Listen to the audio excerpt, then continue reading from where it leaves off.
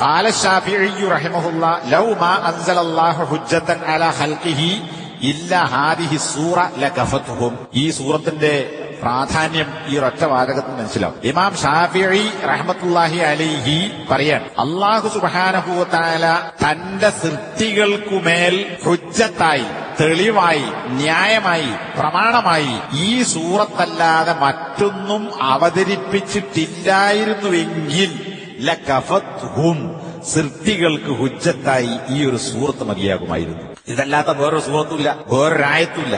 ആകെ സൂറത്തുൽ അസ്ർ മാത്രമേ അള്ളാഹ് ഇറക്കിയിട്ടുള്ളൂ വിചാരിക്കുക. എങ്കിൽ ഈ സൂറത്ത് തന്നെ മതിയാകുമായിരുന്നു സൃഷ്ടികൾക്ക് മേൽ ഹുജ്ജത്തായി, തെളിവായി. എന്തിനുള്ള തെളിവ്? ഇവിടെ പറഞ്ഞ 4 കാര്യം. എന്തൊക്കെ പഠിക്കണം, എന്ത് പ്രവർത്തിക്കണം, എന്ത് ഉപദേശിക്കണം, എങ്ങനെ ക്ഷമിക്കണം. ഈ 4 കാര്യങ്ങൾ സ്വീകരിച്ചാൽ അവനെന്തുണ്ട്? സആദത്തുണ്ട്, സൗഭാഗ്യമുണ്ട്.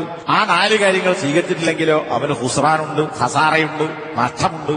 അപ്പൊ നഷ്ടം പറ്റുക എപ്പോഴാണ് രക്ഷപ്പെടാൻ പറ്റുക? ഇത് രണ്ടും മനസ്സിലാക്കാവുന്ന വളരെ ചെറിയ ഒരു 2 വരി 3 ആയത്തുകളാണ്. ഇത് മതി ഒരു മനുഷ്യൻ എന്താകണം, എന്തായിക്കൂടാ എന്ന് ബോധ്യപ്പെടുത്താൻ. അള്ളാഹുവിന്റെ ഹുജ്ജത്ത് ഇതോടുകൂടി സ്ഥാപിതമായി. ഈ സൂറത്തല്ലാത്ത ഒന്നും അള്ളാഹു ഇറക്കിയിട്ടില്ലെങ്കിൽ തന്നെ സൃഷ്ടികൾക്ക് മേൽ അള്ളാഹുവിന്റെ തെളിവ് സ്ഥാപിതമായിട്ടുണ്ടാകുമായിരുന്നു. ഇത് മതിയായിരുന്നു. ഇത് തന്നെ മതി സൃഷ്ടികൾക്ക് ഹുജ്ജത്തായി എന്ന് പറഞ്ഞാൽ അതിന്റെ അർത്ഥം എന്താ? ഈ സൂറത്ത് മനുഷ്യന്റെ ശഖാവ, സആദ, സൗഭാഗ്യ ദൗർഭാഗ്യത്തിനുള്ള കാരണങ്ങളെ ഈ സൂറത്തിൽ വിശദീകരിച്ചിട്ടുണ്ട് എന്നാണ് ഇമാം ശാഫിഈ റഹ്മത്തുള്ളാഹി അലൈഹി പറഞ്ഞതിന്റെ അർത്ഥം. എന്താണ് സൗഭാഗ്യത്തിന്റെ കാരണങ്ങൾ? ആവർത്തിക്കേണ്ടതില്ല. നേരത്തെ പറഞ്ഞ പഠിക്കുക, പ്രവർത്തിക്കുക, ദഅവത്ത് നടത്തുക, അതിന്റെ പേരിലുള്ള പ്രയാസങ്ങൾ ക്ഷമിക്കുക എന്ന് പറയുന്ന 4 കാര്യങ്ങൾ ദീനിന്റെ കാര്യത്തിലാണ് എന്ന് മനസ്സിലാക്കി ഒരുത്തൻ പ്രവർത്തിച്ചാൽ അവന് സൗഭാഗ്യമുണ്ട്, അല്ലെങ്കിലോ അവന് ഹസാറയും. അപ്പൊ ഈ സൂറത്ത് മതി എന്ന് പറഞ്ഞാൽ ഫഖാമത്തിൽ ഹുജ്ജത്തു മിനല്ലാഹി അലാ ഖൽഖിഹി ബിഹാദിഹി സൂറ. കണ്ടോ, നമ്മൾ ഖുർആൻ മുഴുവൻ ഓതിയിട്ടും, ഖുർആൻ മുഴുവൻ കാണാതെ പഠിച്ചിട്ടും, ഖുർആൻ ഓതി വഅളും ഖുതുബയും പറഞ്ഞിട്ടും, ഖുർആൻ ഓതി ദർസ് നടത്തിയിട്ടും ഓൽക്ക് ഹുജ്ജത്ത് സ്ഥാപിതമായിട്ടില്ല എന്ന് പറയുന്നവരാണ് നമ്മളെ കൂട്ടത്തിലെ ചില സലഫികളും മുജാഹിദീങ്ങളും. ഇവിടെ ഇമാം ഷാഫി പറഞ്ഞെന്താ? സൂറത്തുൽ അസ്ർ മതി ഹുജ്ജത്ത് സ്ഥാപിതമാകാൻ. വേറൊരു ആയത്ത് ഓതേണ്ട കാര്യമല്ല. ഈ സൂറത്തും എടുത്ത് പഠിച്ചിട്ടുണ്ടോ ഓൻ ഹുജ്ജത്ത് സ്ഥാപിതമായി. അതാ ശൈഖ് പറയണത്. അള്ളാഹുവിന്റെ ഉള്ള ഹുജ്ജത്ത് സ്ഥാപിതമായി കഴിഞ്ഞിരിക്കുന്നു അള്ളാഹുവിന്റെ സൃഷ്ടികളുടെ മേൽ ബിഹാദിഹി സൂറത്തി. ഈ ഒറ്റ സൂറത്ത് കൊണ്ട് തന്നെ സൃഷ്ടികളുടെ മേൽ ഹുജ്ജത്ത് സ്ഥാപിതമായി. ആരുടെ ഹുജ്ജത്ത്? അള്ളാന്റെ ഹുജ്ജത്ത്. അള്ളാഹു സുബ്ഹാനഹു വ തആല അവരോട് പറയുകയാണ്, ഹുജ്ജത്ത് സ്ഥാപിതമെന്നാൽ ഈ പറഞ്ഞ അർത്ഥം എന്താ?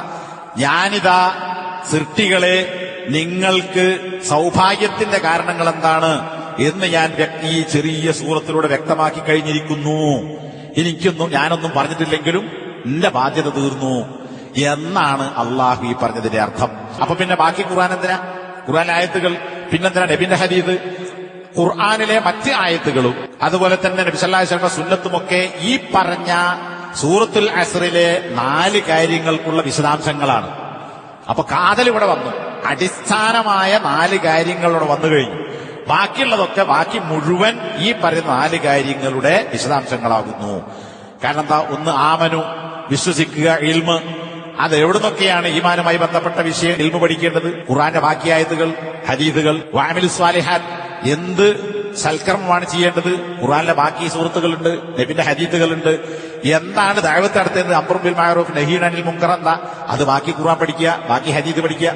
പിന്നെ എന്തിന്റെ പേരിലൊക്കെ ക്ഷമിക്കണം, എന്തുകൊണ്ട് പരീക്ഷണങ്ങൾ ഉണ്ടാകുന്നു, അതെവിടെ ഉണ്ട്? ഖുർആനിലും ഹദീസിലുണ്ട്. അപ്പൊ ഈ പറഞ്ഞ 4 കാര്യങ്ങളുടെ വിശദാംശങ്ങൾ മാത്രമാണ് ഖുർആനിലെ ബാക്കി 113 സൂറത്തുകളും അതുപോലെ നബിന്റെ ഹദീസുകളും. അതുകൊണ്ട് തന്നെ ഹുജ്ജത്ത് സ്ഥാപിതമായി കഴിഞ്ഞു. അത് വീണ്ടും ഇവിടെ ആവർത്തിച്ച് പറയുന്നുണ്ട്. സൃഷ്ടികളുടെ മേൽ അള്ളാഹുവിന്റെ ഹുജ്ജത്ത് സ്ഥാപിതമായി കഴിഞ്ഞു.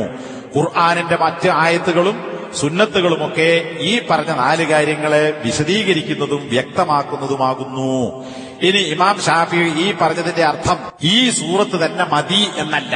ഇതേ ഉള്ളായിരുന്നെങ്കിൽ അള്ളാഹു അല്ലാതെ വേറെ ഇറക്കിയിട്ടില്ലെങ്കിൽ അത് മതി. അപ്പൊ ഇനി ബാക്കിയുള്ളത് വേണ്ടെന്നല്ല, ബാക്കിയുള്ളത് ഇതിന്റെ വിശദാംശങ്ങളാണ്. അതുകൊണ്ട് തന്നെ അള്ളാഹു സുബ്ഹാനഹു വ തആല ഈ ഒരു സൂറത്തല്ലാതെ ഇറക്കിയിട്ടില്ല എങ്കിൽ ഇത് മതിയാകുമായിരുന്നു. അപ്പൊ ബാക്കി പിന്നെന്തിനാണ്? അത് വിശദാംശമാണ്. അള്ളാഹു സുബ്ഹാനഹു വ തആല ഈ സൂറത്തിറക്കിയത് ഹുജ്ജത്ത് സ്ഥാപിതമായെന്നാ പിന്നെ അങ്ങോട്ടൊരു എതിർപ്പ് പറയാനില്ല എന്നാണല്ലോ. അപ്പൊ ശൈഖ് പറയാൻ സാലിഹൽ ഫൗസാൻ പറയാൻ ഹഖ്ലുള്ള എന്താണ്? ഖിയാമത്ത് നാളിൽ ഒരുത്തനും പറയാതിരിക്കാൻ. നേരത്തെ പറഞ്ഞു സൂറത്തുൽ അസ്റിലൂടെ അള്ളാഹുവിന്റെ ഹുജ്ജത്ത് സ്ഥാപിതമായി. ഇനി വിശദീകരിക്കാൻ, ഖിയാമത്ത് നാളിൽ ഒരുത്തനും പറയരുത് എന്താണ് സൗഭാഗ്യം നേടാനുള്ള വഴികൾ എന്നെനിക്ക് മനസ്സിലായിട്ടുണ്ടായിരുന്നില്ല, എന്താണ് ദൗർഭാഗ്യത്തിലേക്ക് വിട്ടുപോകുന്ന വഴികൾ, കാരണങ്ങൾ എന്ന് ഞാൻ മനസ്സിലാക്കിയിരുന്നില്ല. വഹുവ യഖറഉ ഹാദിഹി സൂറ, ഈ സൂറത്ത് ഓതിക്കൊണ്ട്. അപ്പൊ വല്ലസർ ഓതിയ ഒരുത്തൻ പരലോകത്ത് വന്നിട്ട് എനിക്കിതൊന്നും തിരിഞ്ഞില്ല എന്ന് പറയാതിരിക്കാൻ അള്ളാഹുവിന്റെ ഹുജ്ജത്ത് സ്ഥാപിതമായിരിക്കുന്നു. അത് മതി, അത്ര മതി. അള്ളാഹിന്റെ ഹുജ്ജത്ത് സ്ഥാപിതമായി. ഞാൻ പറഞ്ഞത് ഖുർആൻ മുഴുവൻ ഓതിയിട്ടും ഇഫ്ലാക്കിയിട്ടും അത് ദർസ് നടത്തിയിട്ടും ഓൽക്കൊന്നും ഹുജ്ജത്ത് സ്ഥാപിതമായിട്ടില്ല. ഓലൊക്കെ പൊതു മുസ്ലിങ്ങളാണ്, ഓലൊക്കെ മുസ്ലിങ്ങളായി പരിഗണിക്കണം.